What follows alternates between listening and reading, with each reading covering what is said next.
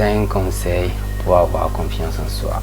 De nos jours, plus de la moitié de la population n'ont pas confiance en eux. Je parle là d'une réelle confiance en soi, mais personne n'en parle. Tout le monde veut réussir en oubliant que la compétence la plus essentielle pour réussir, c'est bel et bien la confiance en soi. Alors, sans transition, commençons.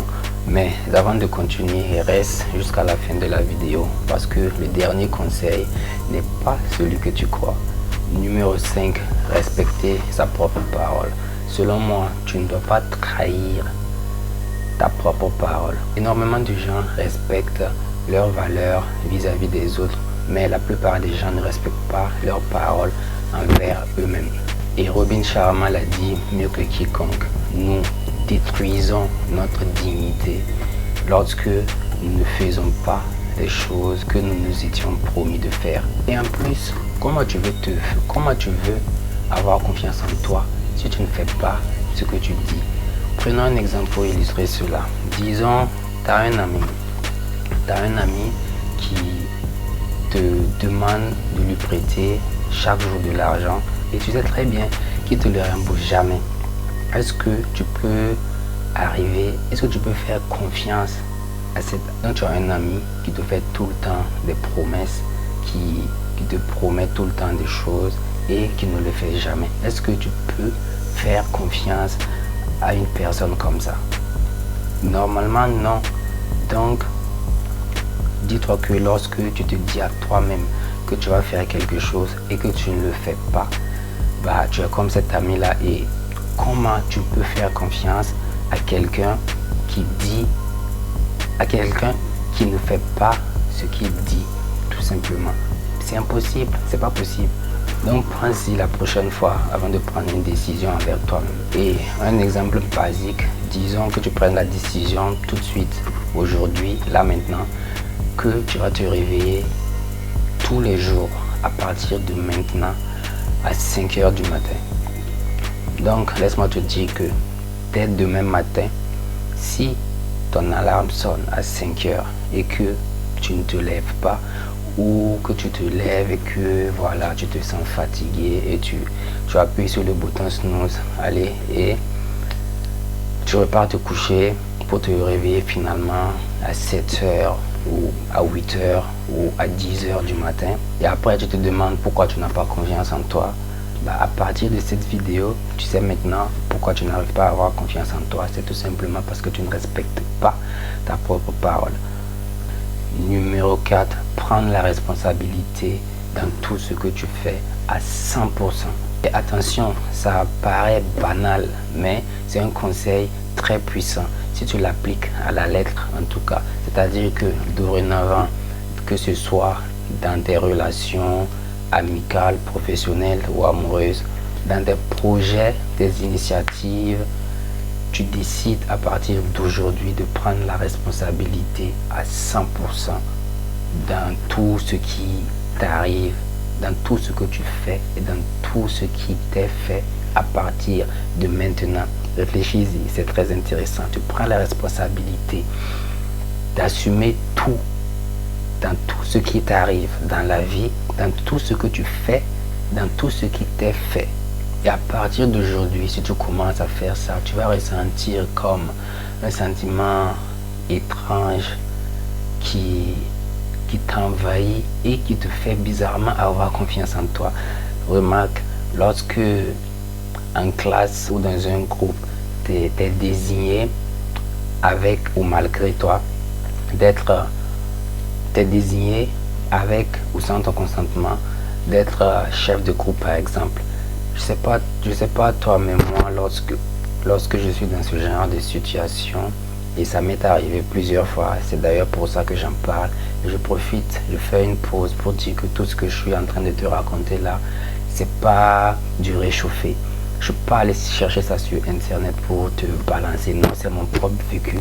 Tous les conseils que je te partage là et que je continuerai toujours de te partager, c'est des conseils que j'ai moi-même expérimenté, que j'ai moi-même vécu en fait. Donc tout cela vient de ma propre expérience. Donc Moi, par exemple, je sais pas toi, lorsque je suis désigné, la plupart du temps c'est contre moi parce que je suis très réservé. Mais lorsque, dans les rares fois où on me désigne comme chef de projet, chef de groupe ou un truc comme ça, ou que je dois parler en public, tout simplement, au début, ça fait peur et c'est normal, c'est humain. Mais une fois que tu passes, l'étape de te lever et d'y aller, tout devient facile. Tout devient facile. Et même lorsque tu termines et que tu reviens t'asseoir, tu as même envie d'y retourner. Donc prends la responsabilité totale dans tout ce que tu fais à partir de cette vidéo.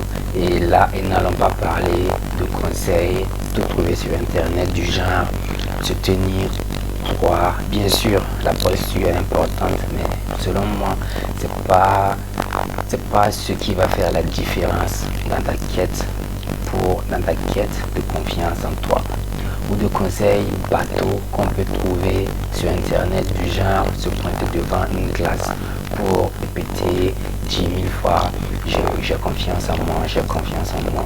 Parce que selon Mark Manson, un livre que j'ai lu, lui je lis des livres de développement personnel, il disait comme ça dans l'un de ses chapitres que quelqu'un est vraiment heureux dans sa vie n'a pas besoin de se pointer devant une classe pour se répéter 10 000 fois qu'il est heureux.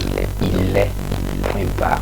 Et moi je vais utiliser un peu sa phrase pour te dire que quelqu'un qui a confiance en lui, quelqu'un qui a réellement confiance en lui, n'a pas besoin de se pointer devant un miroir pour se répéter 10 000 fois qu'il a confiance en lui. Il a confiance en lui. Point barre. Et juste comme ça, pour un peu pimenter la vidéo, j'ai préparé un quiz pour toi.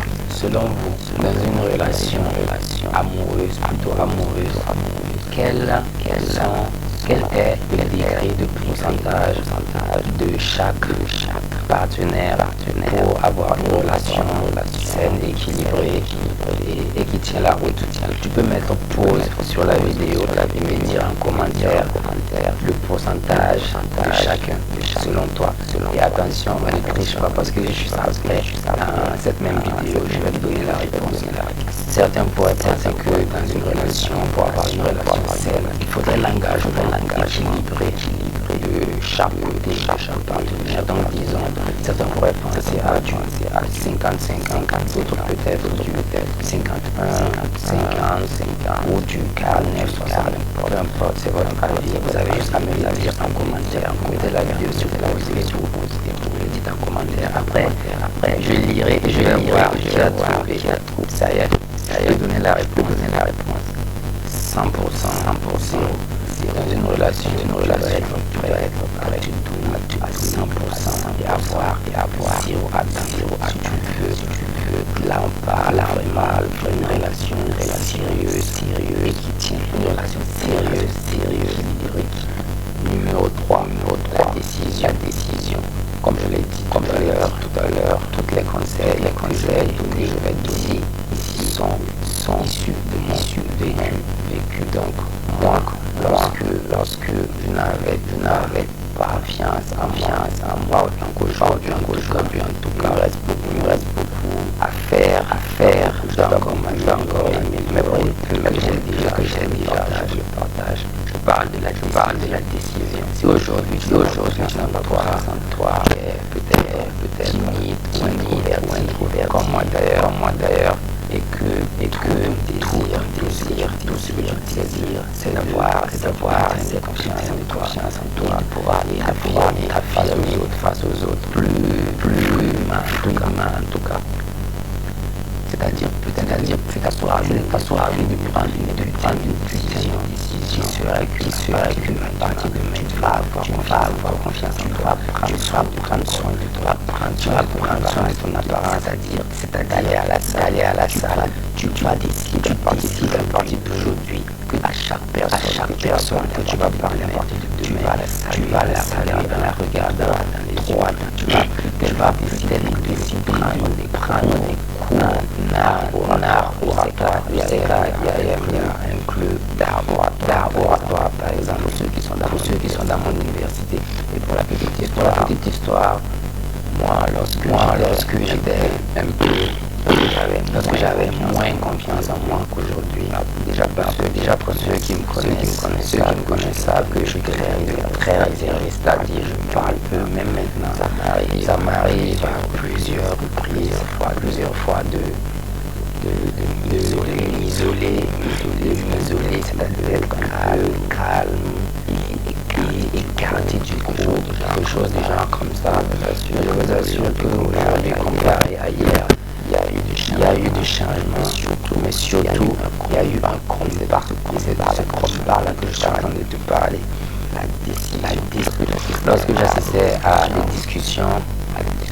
discussions avec des amis, c'était beaucoup plus au lycée, et que je n'arrivais pas à me placer bien. C'est-à-dire, j'arrivais tout simplement pas à parler. J'étais juste là, à chaque fois, j'étais juste là à parler tout seul dans ma tête. Et au final, lorsque je finissais ma petite réunion tout seul là dans ma tête, et que j'osais l'ouvrir, il n'y a personne qui m'écoutait. C'est-à-dire, j'étais un peu comme, je me sentais un peu comme une plante verte. C'est-à-dire, je me sentais comme faisant partie des corps et c'était très désagréable. C'était vraiment insupportable. Et donc, je me suis posé un jour dans ma chambre et j'en avais tout simplement marre. Donc, j'ai pris la décision de prendre soin de mon corps, c'est-à-dire de mon physique, aller à la salle 6 fois par jour, apprendre à communiquer, regarder beaucoup de vidéos sur YouTube. Et ça, je le fais toujours. D'ailleurs, c'est quelque chose que tu peux faire aussi. Et ouais, prends soin de ton physique. Joue sur ton estime de soi. Parce qu'on n'en parle pas assez, mais l'estime de soi est beaucoup liée, si ce n'est que même est intrinsèquement liée à la confiance en soi. Je ne sais pas ce que c'est l'estime de soi. L'estime de soi, c'est le regard que tu as sur toi-même, c'est-à-dire ce que tu penses réellement de toi. Donc, par exemple, si tu penses que tu es une merde, tu vois que c'est un peu compliqué pour les autres de voir autre chose en toi qu'une merde en fait. Mais au contraire, si tu penses que tu es génial, que tu mérites que lorsque tu parles, on t'écoute, tu vois, c'est pas pareil, ça ne sera pas pareil parce que